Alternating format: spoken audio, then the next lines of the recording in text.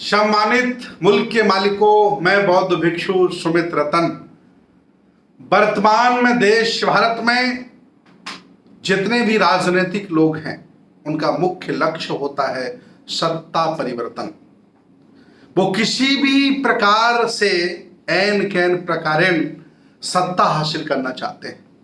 उन्हें किसी भी तरह से छल से, दल से, दंभ से, चाहे जैसे भी सत्ता हासिल करने का प्रयास करने में बड़ा मजा आता है। बहुत कम लोग हैं जो सत्ता प्राप्ति के बाद सत्ता परिवर्तन के साथ साथ व्यवस्था परिवर्तन की सोच रखते हैं। वो लोग वही हो सकते हैं जो हक वंचित हैं, असहाय हैं, कमजोर हैं और जो इस देश भारत के पुराने राजा महाराजा रहे। आज मैं आप लोगों को बताना चाहता हूं कि स्वतंत्र भारत में सत्ता प्राप्ति के बाद माननीय मुख्यमंत्री बहन कुमारी मायावती जी ने व्यवस्था परिवर्तन का एक बड़ा प्रयास किया। उन्होंने तमाम जनपदों का नाम तथागत भगवान बुद्ध से लेकर के संत कबीर, रविदास से लेकर के महामाया से लेकर के बुद्ध, गौतम बुद्ध नगर, तमाम जनपद बनाए। इतना ही नहीं, तमाम संस्थानों का नाम, तमाम पार्कों का नाम बुद्ध, साहू फुले अंबेडकर की विचारधारा से जोड़ा। इतना ही नहीं, बड़े बड़े बुद्ध विहार, बड़े बड़े पार्क, पुस्तकालय बनाए। मैं उनके इस कार्य की भूर भूर प्रशंसा करता हूं और मैं चाहता हूं कि जब भी कोई हक वंचित, असहाय, कमजोर व्यक्ति संविधान के माध्यम से पावर पर पहुंचे तो सत्ता के साथ साथ, सत्ता के सुख वैभव के साथ साथ व्यवस्था परिवर्तन का भी कार्य करे। उन्हीं के नक्शे कदम पर चलकर एक और शख्स हैं जिनका नाम है अशोक गहलोत, मुख्यमंत्री राजस्थान के हैं। उन्होंने भी बड़ा ऐतिहासिक कदम उठाया। वो कदम उनका है कि जो मृत्यु भोज होता है, जब व्यक्ति के घर में कोई मर जाता है और फिर 13वें दिन बामन आते हैं, बड़े ही चाव से बड़े मालपुए खाते हैं और उनके लिए बहुत सारा सामान उन्हें दान में दिया जाता है। अशोक गहलोत जी ने इस प्रथा पर रोक लगाई और कहा कि जो इसे नहीं मानेगा या इस प्रथा को आगे बढ़ाने के लिए, मृत्यु भोज के लिए कोई पैसा भी अगर देगा तो उसे केस लगा करके जेल भेजा जाएगा। ऐसा उन्होंने नियम बनाया। इतना ही नहीं, उन्होंने जोधपुर में बहुत सुंदर सम्राट अशोक पार्क बनाया, जिससे मैंने अपनी आंखों से देखा है। एक बहुत बड़ा काम किया। वो काम है राजस्थान के प्रत्येक ब्लॉक में, प्रत्येक ग्राम पंचायत में माता सावित्रीबाई फुले स्कूल की स्थापना का आदेश जारी किया। सत्ता परिवर्तन के लिए सभी लोग लगते हैं और हर कोई व्यक्ति कुर्सी पर बैठा रहना चाहता है, लेकिन अगर बुद्ध, फुले, साहू, अंबेडकर की विचारधारा के लिए काम करता है तो हम उसका स्वागत करते हैं, उसका सम्मान करते हैं।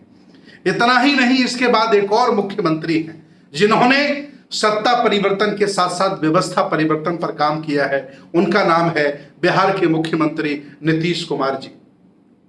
मैंने स्वयं अपनी आंखों से देखा है। पटना में जेल थी जहां पहले कैदी रहा करते थे, अंग्रेजों के जमाने की जेल थी, उसे वहां से हटाकर उन्होंने बहुत सुंदर बौद्ध स्तूप बनाया। उसका नाम रखा बुद्धा स्मृति पार्क। और कई देशों से भगवान बुद्ध के शरीर की जो धातुएं हैं मंगा करके वहां रखवाई और श्रीलंका से, बोध गया से और श्रावस्ती से पीपल का वृक्ष, बोधि वृक्ष भी उन्होंने अपने हाथों से वहां रोपित किया है। बहुत बड़ा कार्य किया। पूर्वोत्तर भारत में, पूरे भारत में इतना अच्छा संग्रहालय किसी मुख्यमंत्री ने नहीं बनाया है जो नीतीश कुमार ने बनाया है। आप जाइए, वंशों के अनुसार पाल वंश, मौर्य वंश, कुषाण वंश, शुंग वंश, पूरा वंशों के हिसाब से पूरा दिखाया जाता है, बताया जाता है और स्पष्ट दिखता है कि 1250 साल बुद्ध की संस्कृति के शासक इस देश भारत के शासक रहे। इसके बाद उन्होंने और भी बड़े रचनात्मक कार्य किए, जैसे राजगृह में भगवान बुद्ध की बहुत बड़ी प्रतिमा लगवाई, मेडिटेशन सेंटर बनवाया, फ्री एयर कंडीशन। कोई व्यक्ति राजनीति करता है, उससे कुछ गलत भी कार्य होते हैं, लेकिन जिन्होंने हमारी विचारधारा के लिए, बुद्ध, फुले, साहू, अंबेडकर की विचारधारा के लिए किया है, तो मैं उसकी तारीफ करता हूं, प्रशंसा करता हूं और उनसे मिलकर के उन्हें धन्यवाद ज्ञापित करता हूं कि आपने हिम्मत जुटाई, आप बहादुर हैं, आप साहसी हैं।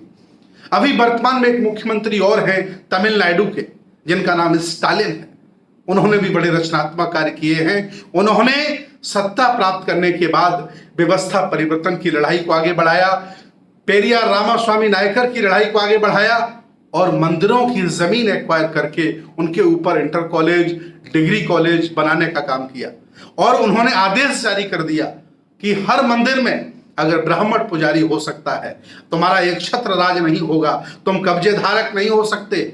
जिस तरह से जूते बनाने वाले का धर्म नहीं है, काम है, जिस तरह से लोहार का धर्म नहीं है, काम है लोहे का सामान बनाना, वैसे ही पुजारी का पूजा कराना धर्म नहीं, काम है।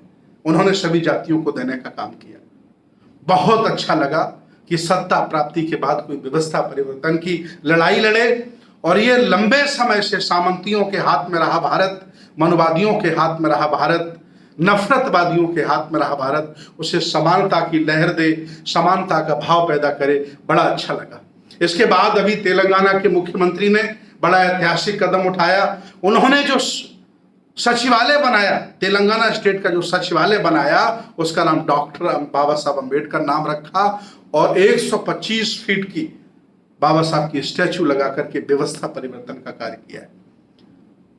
मैं भारत के सभी राजनेताओं से, सामाजिक लोगों से निवेदन करता हूं कि अगर सत्ता मिल जाए तो व्यवस्था परिवर्तन के बारे में सोचिए। आपको इतिहास पुरुष बनने से कोई रोक नहीं सकता है, आपको महापुरुष बनने से कोई रोक नहीं सकता है। और भी भारत की राजनीति में जो भी बुद्ध, साहू फुले, अंबेडकर की विचारधारा के लिए काम करेगा, बौद्ध भिक्षु सुमित्र तन उसकी भूरी भूरी प्रशंसा करेंगे और उनके घर जाकर, उनके कार्यालय पे जाकर के उनको धन्यवाद देंगे कि आपने बुद्ध के भारत को, अंबेडकर के भारत को, कबीर के भारत को और सम्राट अशोक के भारत को फिर सजाने का, बेहतर बनाने का प्रयास किया। इस वीडियो को लाइक करिए, शेयर करिए, अच्छा लगे तो कई बार देखिए, बार बार देखिए। और मैं कुछ अच्छी जानकारियों के साथ आपके बीच में आता हूं। बहुत बहुत धन्यवाद। साधुवाद।